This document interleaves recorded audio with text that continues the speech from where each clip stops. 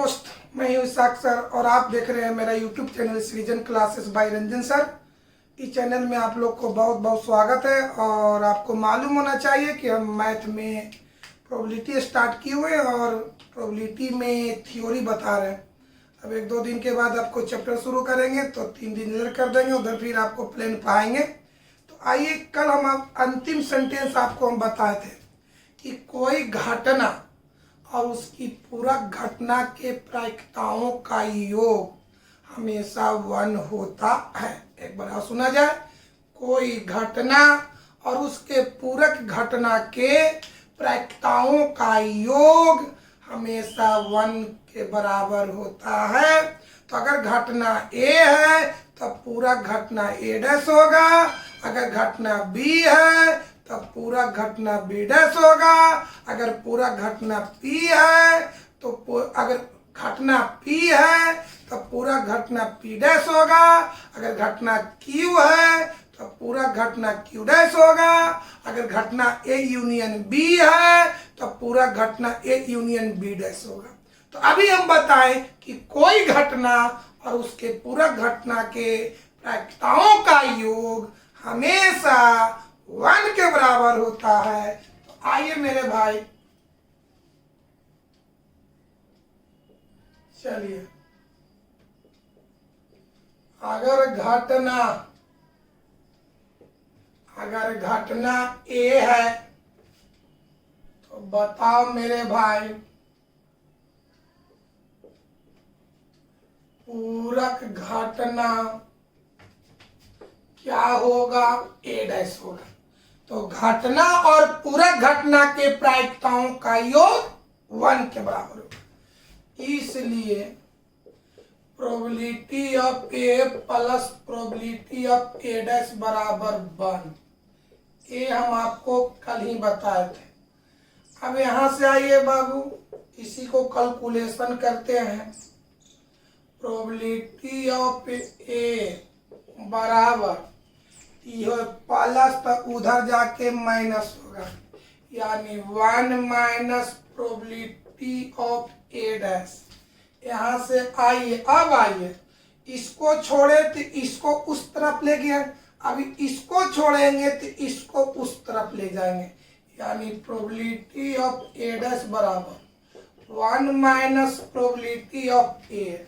अब दिमाग में सेट कर लो, अगर बिना डैश वाला का प्रोबेबिलिटी निकालना हो, बिना, देख बाबू, एगो डैश है एगो बिना डैश है, तो अगर बिना डैश वाला को प्रोबेबिलिटी निकालना हो तो 1 में डैश वाला को घटा दे। कंसेप्ट समझा जाए, अगर बिना डैश वाला का प्रोबेबिलिटी निकालना हो तो 1 में घटाएंगे डैश वाला प्रोबेबिलिटी, अगर डैश वाला प्रोबेबिलिटी निकालना है तो 1 में घटाएंगे बिना डैश वाला का। दिमाग में सेट करो, अगर बिना डैश वाला का निकालना है तो 1 में घटाएंगे डैश वाला को, अगर डैश वाला निकालना है तो 1 में घटाएंगे बिना डैश वाला को। कोई दिक्कत? अगर बिना डैश वाला का प्रोबेबिलिटी निकालना है तो 1 में घटाएंगे डैश वाला प्रोबेबिलिटी, अगर डैश वाला निकालना हो तो 1 में घटाएंगे बिना डैश वाला को। तो आइए दिमाग को सेट किया जाए मेरे भाई। सिमिलरली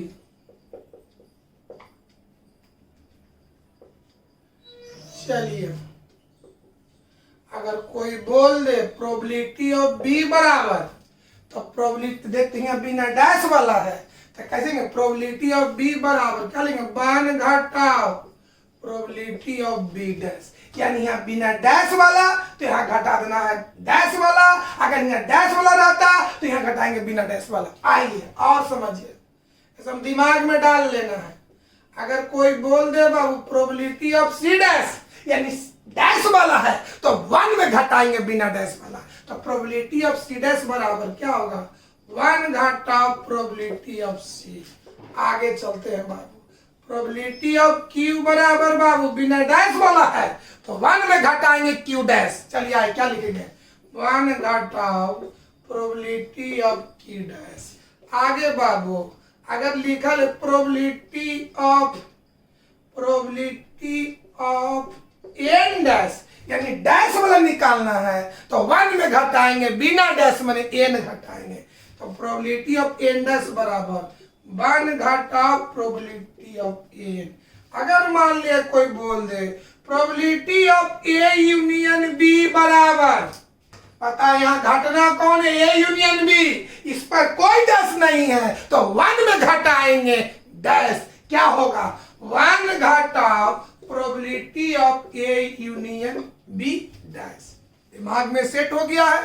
अगर डैश वाला निकालना हो तो 1 में घटा दो, बिना डैश वाला, अगर बिना डैश वाला निकालना हो तो 1 में घटा दो डैश वाला। ये आप इसको दिमाग में सेट कर लीजिएगा, कोई दिक्कत। अगर कोई बोले कि प्रोबेबिलिटी ऑफ ए बराबर क्या होगा तो 1 minus probability of A dash. Probability of B बराबर क्या होगा तो 1 minus probability of B dash. अगर कोई बोल दे कि प्रोबेबिलिटी ऑफ ए डैश बराबर क्या होगा तो 1 माइनस प्रोबेबिलिटी ऑफ ए। अगर कोई बोल दे कि प्रोबेबिलिटी ऑफ क्यू बराबर क्या होगा तो 1 minus probability of Q dash. अगर कोई बोल दे कि प्रोबेबिलिटी ऑफ एम बराबर क्या होगा तो 1 minus probability of M dash.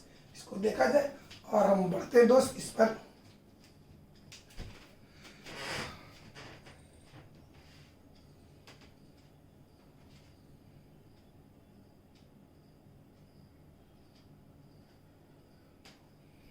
अब बाबू अब आइए और देखिए, अगर मान लिया जाए कि प्रोबेबिलिटी ऑफ ए बराबर दे 0.4, ये दिया हुआ है और हमको निकालना है प्रोबेबिलिटी ऑफ ए डैश।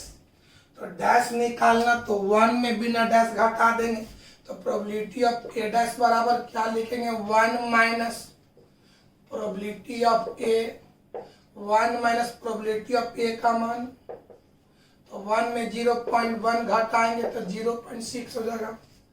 और देखिए बाबू, अगर मान लिया जाए कि probability of B dash fail है 1/6 और हमको निकालना है प्रोबेबिलिटी ऑफ बी, तो 1 में डैश को घटा देंगे, तो 1 minus probability of B dash, 1 minus probability of B dash का मान कितना हो गया 1/6। इसको हल्का 6 में घटा दो, इनका जोड़। अब आगे और समझाते हैं बाबू। अगर probability of A union B, सुनिए बाबू, probability of A union B बराबर दे ले 1/2, तो हमको निकालना probability of A union B का डैश निकालना है। तो क्या करेंगे 1 घटाओ probability of A union B, तो क्या करेंगे दोस्त 1 घटाओ इतना का मान 1/2, 1 में 1/2 घटाएंगे 1/2। उम्मीद करते हैं कि डैश वाला, अगर डैश वाला रहे तो बिना डैश निकालेंगे, अगर बिना डैश रहे तो डैश निकालेंगे। इस तरह का आप दिमाग में सेट कर लीजिएगा। अब आइए हम आगे बढ़ते हैं दोस्त।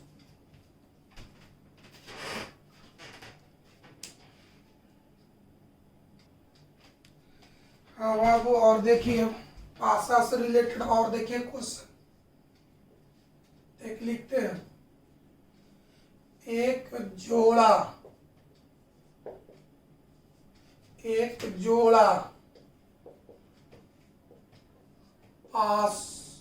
पासों को, एक जोड़ा पासों को फेंकने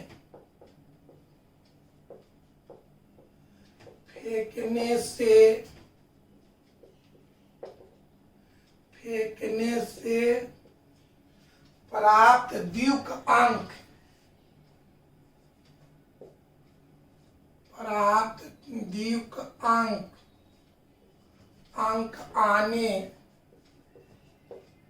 आने की प्रायिकता क्या होगी। चलो बाबू, एक जोड़ा पासा को फेंकने से प्राप्त द्विक अंक आने की प्रायिकता क्या होगी। तो हम लोग कई बार बोले कि अगर कोई भी घटना की प्रायिकता निकालना हो तो सबसे पहले नंबर ऑफ एस निकालें, नंबर ऑफ एस। तो याद करो कि एक जोड़ा का मतलब होता है दो पासा, तो याद करो कि दो पासा को फेंकने से यानी एक जोड़ा पासा को फेंकने से नंबर ऑफ एस कितना होगा, 36 होगा। हम पहले लिखा चुका है। एक जोड़ा का मतलब दो पासा, तो जब दो पासा को फेंकेंगे तो नंबर ऑफ एस कितना होगा मेरे भाई, 36 होगा। तो भाई ऐसे ही पता है, एक पासा को फेंकने से नंबर ऑफ एस बराबर 6, दो पासा को फेंकने से, दो पासा का मतलब एक जोड़ा पासा को फेंकने से नंबर ऑफ एस बराबर 36 होगा। आइए इसको हम बनाते हैं दोस्त। एग्जाम में कई बार पूछा है, एक जोड़ा पासे को फेंकने से प्राप्त द्विक अंक आने की प्रायिकता क्या होगी। तो आइए इसको हम बनाते हैं।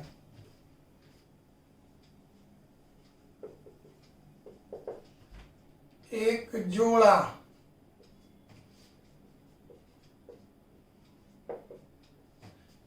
जोड़ा पासों को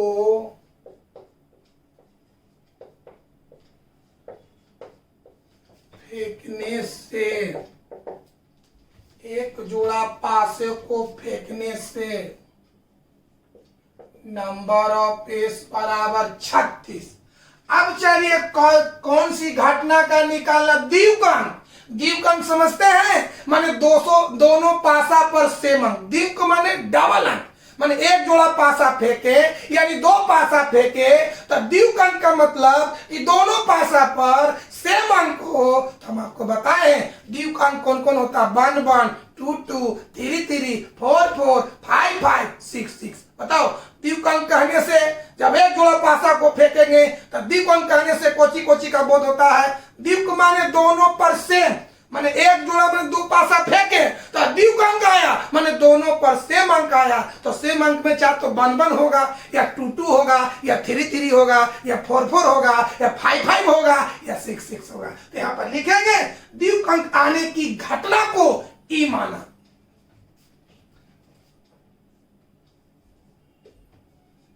द्विक अंक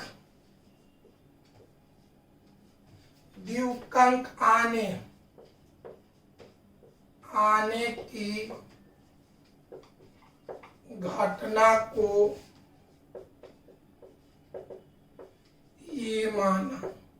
चलिए इसलिए बाबू बताओ ई का सदस्य बताओ, द्विक माने सेम, तो बताओ पासा में सेम कौन कौन होगा, 1 1 2 2 3 3 4 4 5 5 6 6। तो ई का सदस्य होगा 1 1 2 2 3 3 4 4 5 5 6 6। अब बताओ बाबू, तो बताओ मेंबर अंदर क्या हो गया, 1 2 3 4 5 6, यानी नंबर ऑफ ई बराबर 6। तो हमको निकालना है प्रोबेबिलिटी ऑफ ई, क्या बरोता नंबर ऑफ ई बटा नंबर ऑफ एस। तो बोलो मेरे भाई नंबर ऑफ ई कितना लाए 6 और नंबर ऑफ एस कितना 36। काट दीजिए बाबू 1 बटा 6। अब याद कर लेना है VBI है, एक जोड़ा पासा को फेंकने से द्विक अंक आने की प्रायिकता कितना होता है, 1 बटा 6। याद रहेगा, एक जोड़ा पासा को फेंकने से द्विक अंक आने की प्रायिकता क्या होती है, तो क्या होगा बाबू 1 बटा 6। अब देखिए इसको,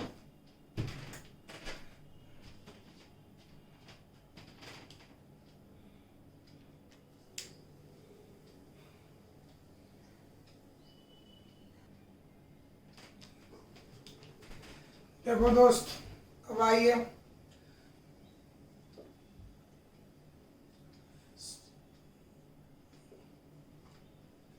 एक सिक्का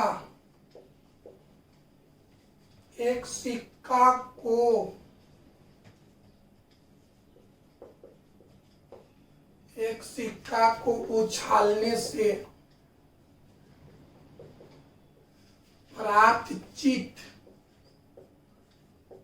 चित कहने से हेड का बोर्ड होता। प्राप्त चित आने की, प्राप्त चित आने की, एक सिक्का को उछालने से, एक प्राप्त हटा दो, एक सिक्का को उछालने से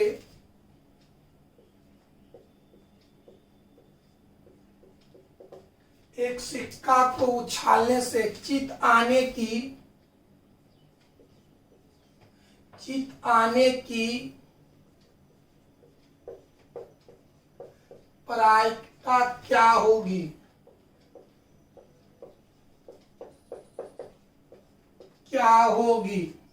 तो हमने क्या बोले कि चाहे कोई भी घटना की प्रायिकता निकालना हो, सबसे पहले नंबर ऑफ पेस निकाले।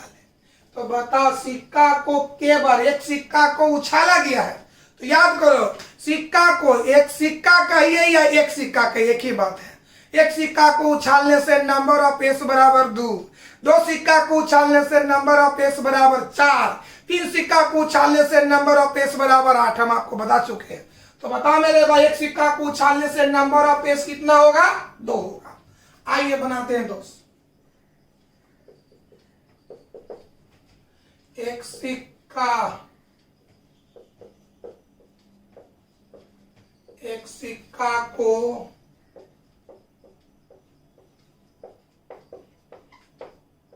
उछालने से बोल नंबर ऑफ पेस बराबर 2। अब चलिए हमको प्रायिकता किसका लाना? चित आने की। पता, चित माने हेड। तो क्या कहता है कि चित आने की प्रायिकता ज्ञात करें, माने कौन सी घटना का निकालना? चित आना। तो हम मान लेंगे कि चित आने की घटना को ई माना। चलिए, चित मीन्स होता है हेड। चित आने की घटना, चित आने की घटना को ई माना। तो बताओ मेरे भाई, इसलिए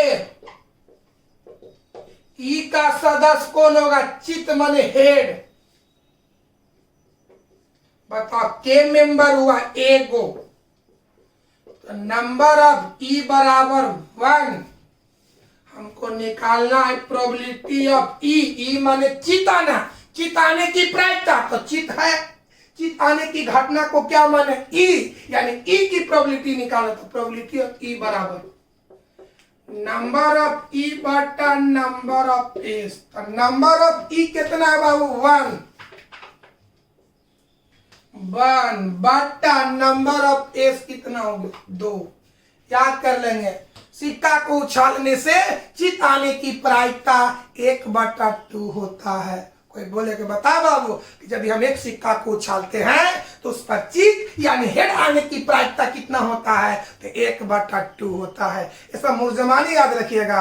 पासा को फेंकने से कोई भी अंक आने की प्रायिकता 1/6 होता है, यानी एक अंक आने की प्रायिकता 1/6, छक्का आने की प्रायिकता 1/6, 5 अंक आने की प्रायिकता 1/6। मतलब पासा में कोई भी अंक आने की प्रायिकता 1/6 होता है, जबकि जब हम सिक्का को उछालेंगे तो चित यानी हेड आने की प्रायिकता 1/2 होता है। आपसे कोई पूछेगा कि एक सिक्का को उछालने से चित आने की प्रायिकता क्या होगी, तो आंसर क्या होना चाहिए? 1/2। अब बढ़िया से प्रोबेबिलिटी निकालना सीख लीजिए। चलिए देखिए बढ़िया से।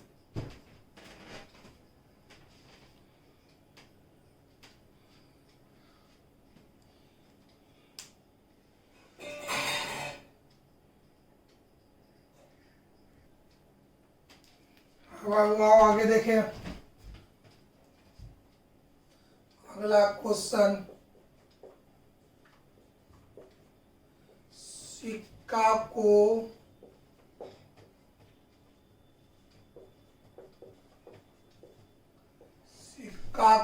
उछालने पर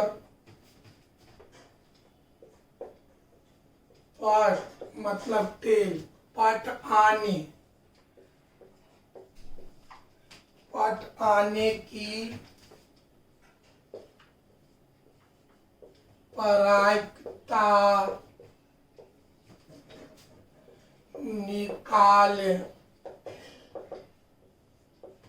चलिए हमने क्या बोले कि चाहे कोई भी घटना की प्रायिकता निकालना हो, सबसे पहले वहां पर नंबर ऑफ पीस निकाले। तो बता, एक सिक्का को, या सिक्का एक ही बात है, सिक्का को उछालने से नंबर ऑफ पीस कितना होगा? 2। यहाँ कौन सी घटना की प्रायिकता निकालना है? तो पट आना। तो हम मान लेंगे कि पट आने की घटना को ई, यानी हमको ई की प्रायिकता निकालना है, यानी यहां पर इस क्वेश्चन में प्रोबेबिलिटी ऑफ ई निकालना। आइए बनाते हैं दोस्त।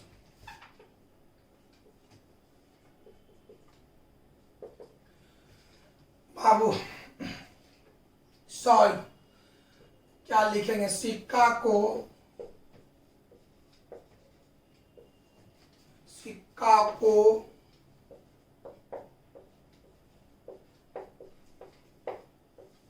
उछालने पर नंबर ऑफ पीस बराबर 2। अब लिखो, पट का मतलब टेल होता, पट आने की घटना को ई माना। चलिए बाबू, तो ई बराबर, बताओ इसका मेंबर कौन है? टेल। अब आइए, तो इसके अंदर सदस्य के होगा 1, नंबर ऑफ ई बराबर 1। अब आइए, तो प्रोबेबिलिटी ऑफ ई बराबर नंबर ऑफ ई बटा नंबर ऑफ एस। तो नंबर ऑफ ई का मान 1 हो गया और नंबर ऑफ एस का मान 2 हो गया। मतलब सिक्का उछालने से पट आने की प्रायिकता 1/2। तो निष्कर्ष निकल के आया कि सिक्का को उछालने से चित या पट, यानी हेड या टेल, है ना, सिक्का को उछालने से चित या पट आने की प्रायिकता 1/2 होता है। कोई बुद्धे कि सिक्का को उछालने से हेड आने की प्रायिकता 1/2, सिक्का को उछालने से पट आने की प्रायिकता 1/2। तो हम नोट में ही लिख सकते हैं कि सिक्का को उछालने से चित यानी हेड या टेल आने की प्रायिकता 1/2 होता है। तो आइए नोट में लिखते हैं दोस्त,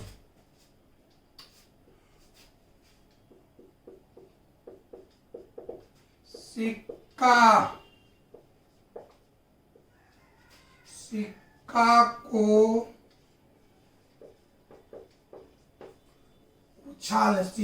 को उछालने से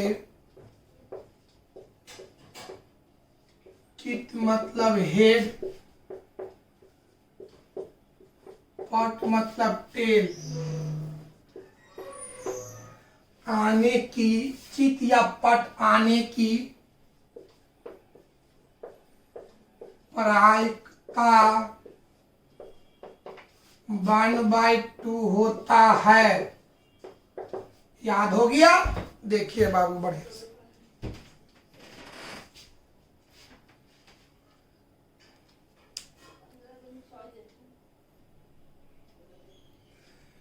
हाँ दोस्त, कंसेप्ट समझा जाए बउआ।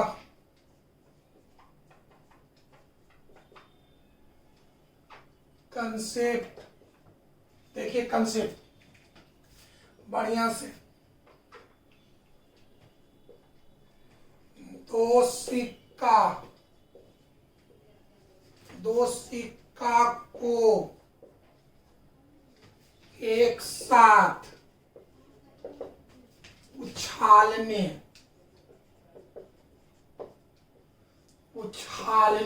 पर, दो सिक्का को एक साथ उछालने पर, अब आइए, हेड का हिंदी होता चित, हेड आने की संभावना,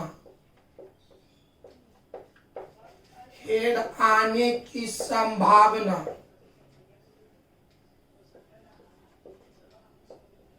चलिए भाई समझिए बढ़िया से। और इसको इधर से लिखते हैं, क्या कहता, दो सिक्का को एक साथ उछालने पर, लिखते हैं पर, हेड आने की संभावना। चलो दिमाग लगा। अब बताओ बाबू, हम दो सिक्का को एक साथ ऐसे उछाले तो हो सकता है कि दोनों सिक्का पर हेड नहीं आया होगा, तो वहां पर हेड आने की संख्या 0। हो सकता है कि दो सिक्का पर एगो हेड है तो हेड की संख्या 1। हो सकता है कि दोनों सिक्का पर हेड हो तो हेड की संख्या 2।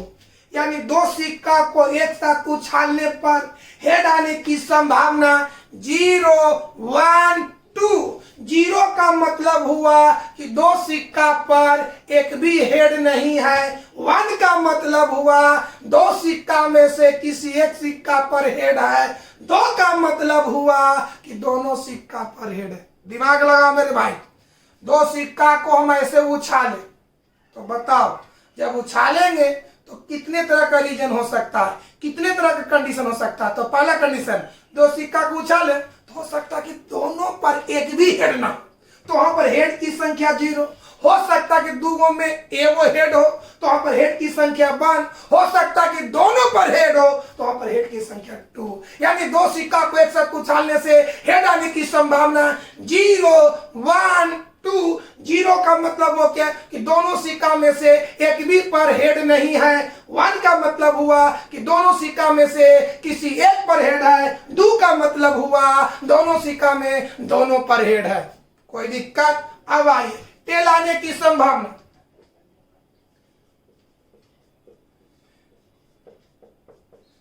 टेल आने की संभावना बताओ।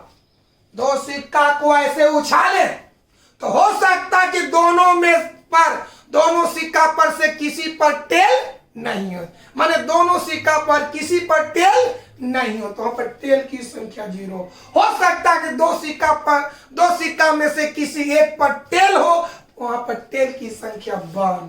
हो सकता है दोनों पर टेल हो। यानी टेल आने की संभावना 0, 1, 2। 0 का मतलब दोनों सिक्का में से किसी पर टेल नहीं है। 1 का मतलब दो सिक्का में से किसी एक पर टेल है। 2 का मतलब दो सिक्का में से दोनों पर टेल है। कोई दिक्कत है मेरे भाई? कोई प्रॉब्लम? समझ में आया? सिक्का को 2 बार उछालने से हेड आने की संभावना 0, 1, 2। टेल आने की संभावना 0, 1, 2। और समझाएं और आगे बढ़ते बाबू। दूसरा देखिए, 3 सिक्का को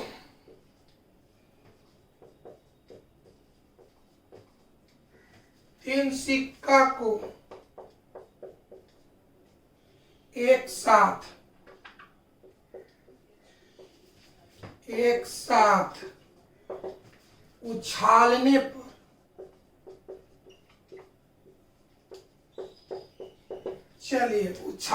पर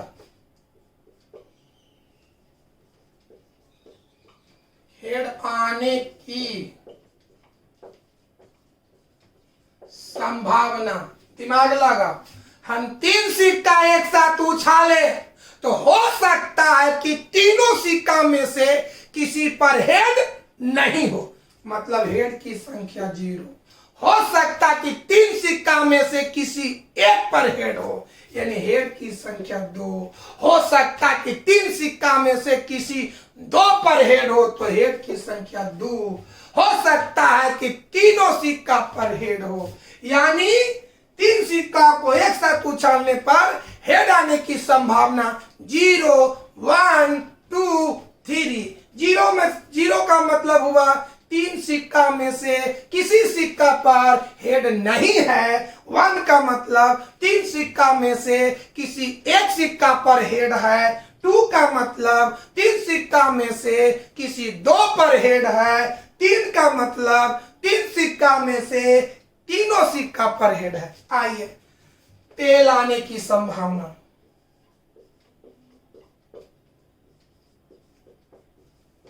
संभावना क्या होगा? ये भी 0 1 2 3।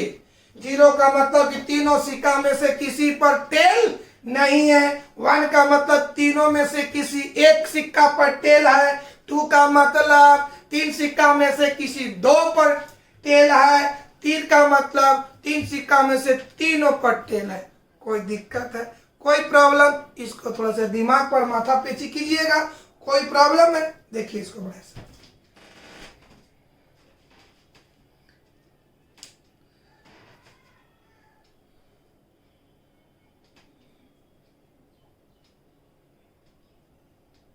हाँ देखो बाबू,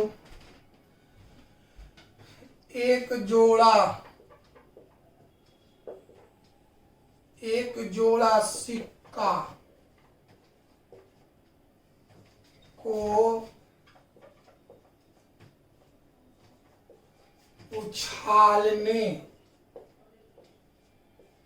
पर एक जोड़ा सिक्का को उछालने से दोनों पर चित माने हेड, दोनों पर चित आने की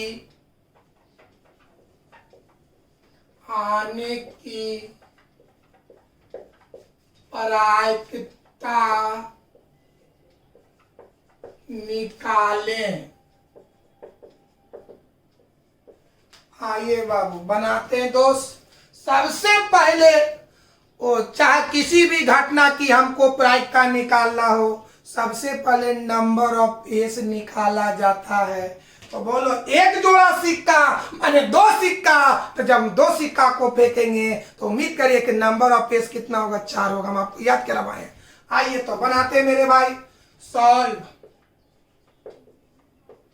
इसको ऐसे भी बना सकते, पहले एस निकाल लो। तो सिक्का के बताओ क्या सिक्का उछालना है?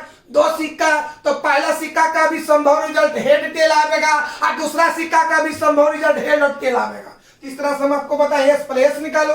एस बराबर पहला सिक्का पर संभव रिजल्ट हेड और टेल गुना दूसरा सिक्का पर भी संभव रिजल्ट हेड और टेल गुना कर हम बतैली बा head head head tail tail head tail tail बता चुके इसको।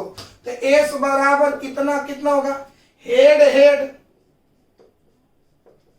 कॉमा हेड टेल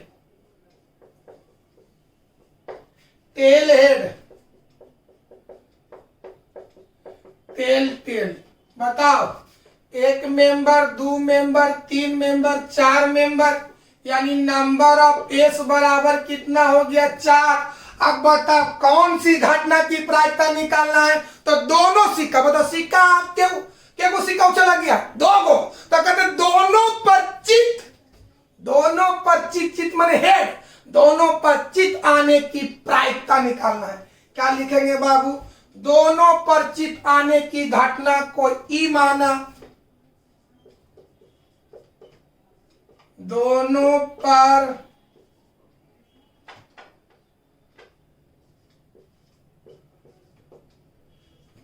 पर चित माने हेड, दोनों पर चित आने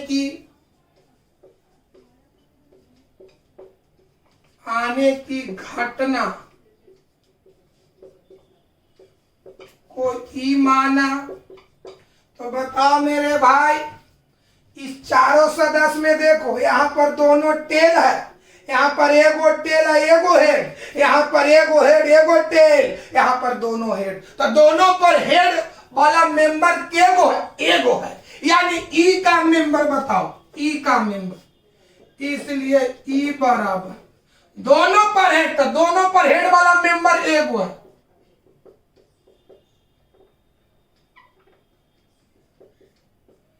चलिए अंदर में एक मेंबर, नंबर ऑफ ई बराबर 1, प्रोबेबिलिटी ऑफ ई बराबर नंबर ऑफ ई बटा नंबर ऑफ एस। तो नंबर ऑफ ई का मान 1, नंबर ऑफ एस का मान 4। This is answer. देखिए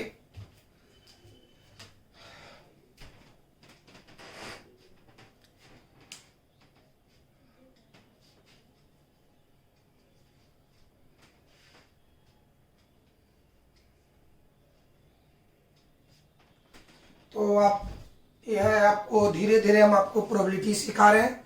ये छोटा छोटा प्रोबेबिलिटी, ये छोटे छोटे एग्जाम में पूछता है, इसको आप प्रैक्टिस कर लीजिएगा। कल बताए थे पासा से रिलेटेड, आज बजाय सिक्का से रिलेटेड, फिर आपको ताश से रिलेटेड बताएंगे, और इसके बाद हम प्रोबेबिलिटी का पहला चैप्टर शुरू करेंगे। ये सब आपको अगर दिमाग में अड़ जाता है तो एक्सरसाइज बनाने में, थ्योरी समझने में आपको कोई दिक्कत नहीं होगा। तो आज की क्लास को हम यहीं पर समाप्त करते हैं दोस्त।